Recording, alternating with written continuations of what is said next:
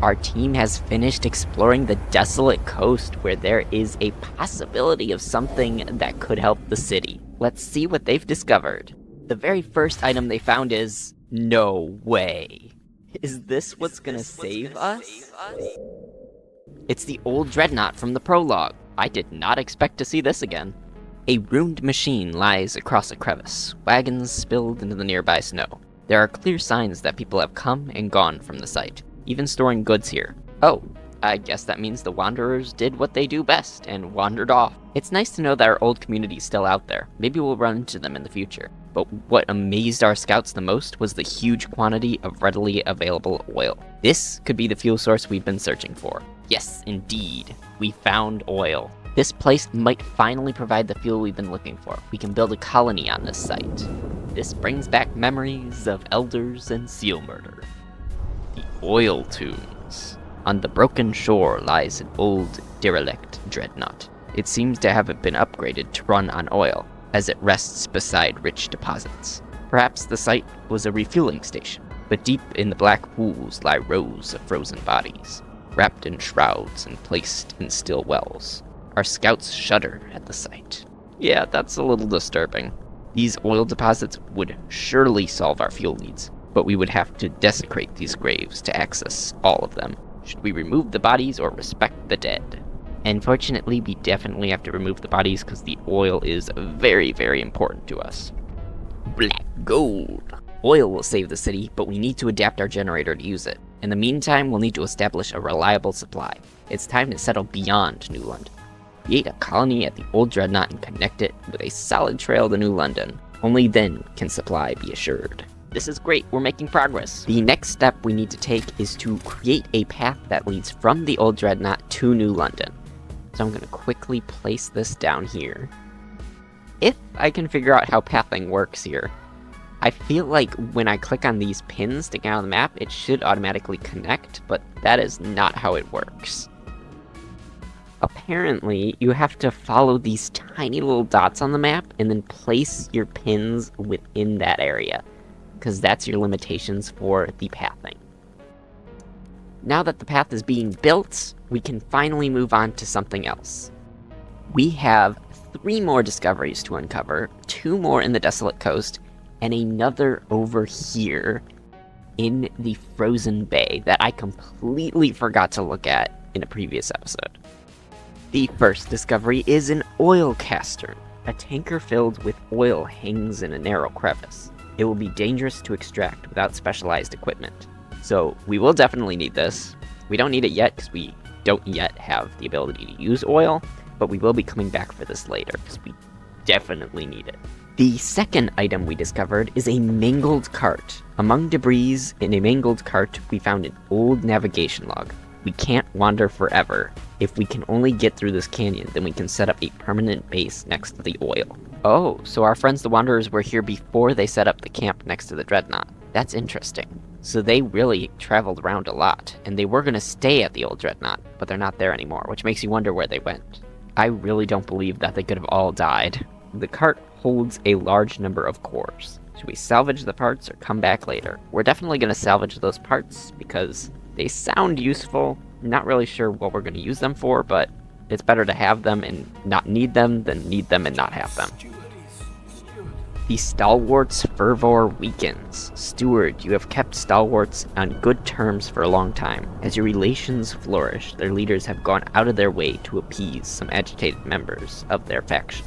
We wish to keep the current state of our city, said one of them. We do not need instigators among our ranks. So the stalwart's fervor decreases. I'm not a high IQ individual, but that's a good thing, right? If I'm correct in my understanding, I think that this means that their faction is starting to decrease.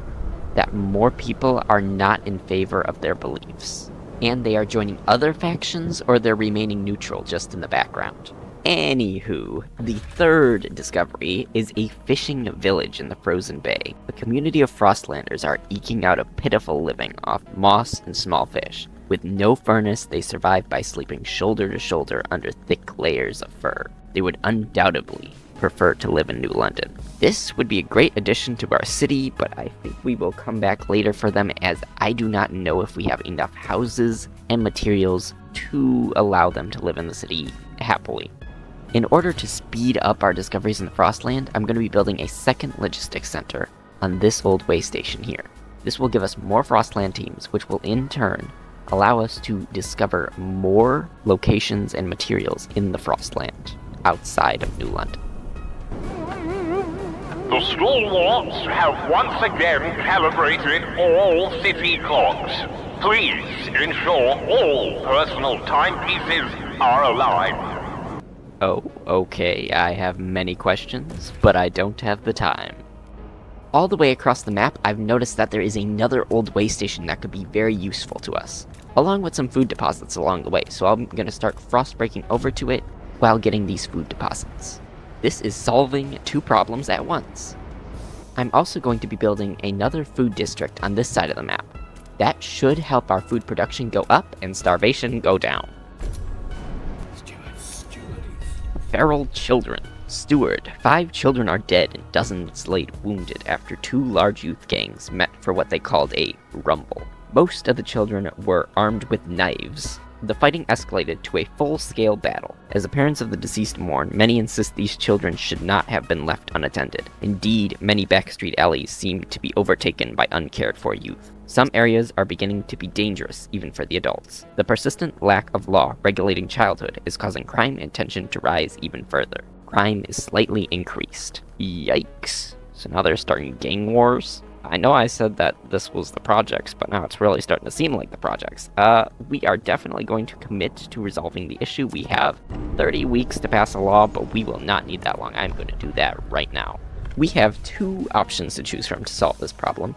The first option would be family apprenticeship. All children must work alongside one of their relatives so that they can learn their trade and continue the family tradition. That would increase our active workers. Meanwhile, the second option is a mandatory school. To guarantee that all children have the skills and knowledge needed in the city, we will establish a mandatory school program supported by the city. That would increase our research speed, but that would also decrease our heat stamps income per capita. I'm thinking that we establish family apprenticeship, just because we'll get more workers and then we can get more done in the city. And the people are divided, but I can probably get most of them to vote for it through negotiations. It appears that we have 2 parties open for negotiation. The first one is the New Londoners, and the second is the Frostlanders. So let's start with the New Londoners. We want them to vote for this law, and in exchange, we will grant their agenda. That means that they'll be able to choose the next law that we vote upon. Plus, it's the easiest option for me. For our second party, the Frostlanders, we would also like them to vote for this law, and in exchange, we will condemn the stalwarts again. No, but it was very tempting to choose that option. We will be enacting expedition support. Again, if you don't remember, we tried to vote upon the law expedition support before, but it got rejected. Let's hold the vote for family apprenticeship. Hear ye, hear ye. The delegates have spoken. The law takes effect. Hopefully that puts a stop to crime for just a little bit. Childhood law has now been regulated. You kept your promise and avoided unnecessary chaos in the city. Trust rises. That's great to hear. Tomorrow morning you are coming with me to the workshop. I don't want our child toiling the mines. Well, then don't work in the mines. There's many jobs available in the city, not just mines, although those are the most important. There's also the food districts and extraction districts that don't have to do with mines, like maybe cutting down trees. Before I forget, let me grant the New Londoners' agenda. That way our trust rises and our relations with them improve. Crime in the city. The crime problem in New London continues to worsen. Scarcity of goods may drive people to acts of crime when they don't see other ways to obtain necessities. Making goods available helps ensure people don't revert to free-for-all. If they do, watchtowers in prisons might become necessary. It's also worth examining if our laws are helping us fight crime. It may be more difficult to ensure order as the population rises. If crime runs rampant, people might be injured or killed. Tensions will grow, and radicals among us will grow in popularity. We'd best ensure it does not come to this. I see, so we gotta get a handle on our crime in the city now, before it gets to a point where it is no turning back. It sounds like the best solution is going to be producing more goods so that they're more readily available for the masses. In order to achieve this, I'm going to need to build more industrial districts. They can either produce prefabs or goods. Needless to say, we'll be building them so they can produce goods for us. Now, I do have an industrial district already built that's producing prefabs, but I'm going to switch it over to goods for now, just to solve this crime problem. I'm probably going to regret this decision later, as prefabs are also needed for certain things, but I feel like that's going to be an easy problem to fix later once we figure out how to slow down crime in the city. We will also need to look into laws that could govern crime later on. A broken vow. Steward, the New Londoners are furious that you have recently demolished the blasting coal mine. I did? You promised to construct a building of this sort not long ago. Doing so earned you significant goodwill with their members. This demolition makes a mockery of their good faith. How do you wish to respond? Well, I promised to build a new blasting coal mine. I actually didn't realize I demolished it. I must have done that when I took down an old district that was no longer producing coal. 134 people froze to death. I was so busy worried about the crime and everything else in the city, I forgot about the main problem, which is the cold.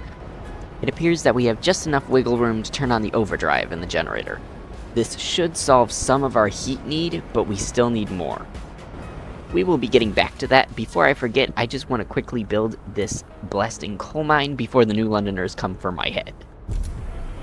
Speaking of buildings, the newest industrial district has finished building, so we will be switching that over to produce more goods for us. And the New Londoners have brought a new law to vote upon in the council hall. There is like 200 things going on right now. Here is another. The blasting coal mine has completed building, which means the New Londoners' demands have been met, their trust rises, and our relationship with them improves. Deaths due to the cold. Steward, a cold wave has taken lives in the city. People were found frozen, not only in the open streets, but in some houses and workplaces as well. The air is thick with grief and anger. People fear the horror of years past will return under your leadership. They want the council to ensure new laws can help with fighting this crisis. Reassuring them would be prudent. People will continue to freeze to death until the cold is brought down and trust falls. The need for heat has become a serious problem indeed, and we will have to add that to the list of things we need to solve. However, we can do that later, because we are actually okay with heat right now. Even when we turn off the generator's overdrive, we're still producing enough heat for everyone. This will not be okay though when the colder season hits again. Inside the council hall, all parties are prepared to vote upon a new law without any negotiations. The law in which they will be voting to enact is City Development Effort. Everyone must support the production of prefabs to help the expansion of the city. The main district would produce a small amount of prefabs. Although I did not choose this law myself, this will be a great law to enact because it will balance out my action of switching the industrial districts from producing prefabs to producing goods. Now we won't be losing as much prefabs as we would have before. Let's hold the vote.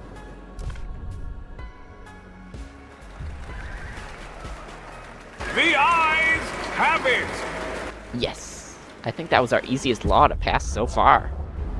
It seems like right now we're pretty good on all our resources, and there's not too much chaos happening in the city, so I decided to go back to the fishing village and welcome 2,000 more Frostlanders into the city. We also have a pretty good relationship with the Frostlanders already in the city, so welcoming these Frostlanders isn't going to be too much of a problem. It's also going to give us more of a workforce to work with. Now that the Frostlanders have departed, we can use the village to provide fish for New London. It's a deposit of 80,000, yes please, even 100 a week, that's good. That's really good, that's way better than we had. I hope the people in New London like sushi for breakfast, lunch, and dinner. If they don't, I'll also be expanding this food district to reach even more food in this area over here. For the first time in New London's history, our people have a choice on what they would love to eat. We are at an extreme negative number when it comes to our materials being collected. So I'm going to be frostbreaking over to more materials in the Frostland here. These materials will be used to produce more goods to stop crime and also produce more prefabs to keep the city running. The colder season has arrived once again. This time, we are more prepared. I'm going to be turning the generator into overdrive. This doesn't completely solve our need for heat, but it brings it down by a ton, which means hopefully people won't freeze to death this time. We are entering the council hall once again to vote on a new law. As was our agreement with the Frostlanders, we are going to try and pass the law Expedition Support. This law would slightly decrease exploration time in the Frostland by everyone aiding expeditions by helping the expedition team prepare for their journey. The people are divided, but it seems as though they are mostly for it this time around. Let's see if anyone's open for negotiation. There is one party open for negotiation, which is the New Londoners. They are the biggest faction with 50 delegates. That's half of our council. We want them to vote for this law, and in exchange, we will enact the law Chemical Additives. It would increase our food production efficiency. Let's hold the vote on expedition support. The proposed law has been approved. Amazing. I guess second time is the charm. The Frostlanders' demands have been met. Their trust rises and our relationship improves. Heat stamps. Pilgrims suggest an action. Steward, we are struggling with heat stamps.